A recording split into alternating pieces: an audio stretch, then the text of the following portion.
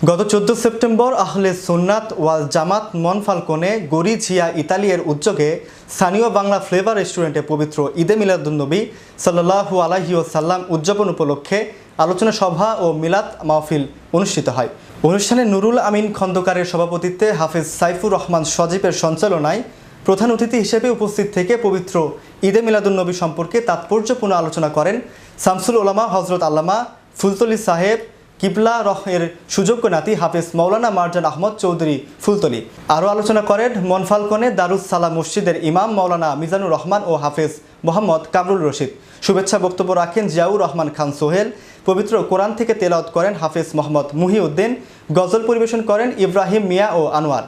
অনুষ্ঠানে উপস্থিত ছিলেন মনফালকোনে বাংলা কমিউনিটি নেতৃবৃন্দ ও আহলে সুন্নাত ওয়াল জামাত মনফালকোনে এর দায়িত্বশীল ব্যক্তিবর্গ ও ভক্তবৃন্দ। মাহফিল শেষে বিশ্ব মুসলিম উম্মার জন্য দোয়া করা হয় এবং তবারক বিতরণের মাধ্যমে অনুষ্ঠানের সমাপ্তি হয়।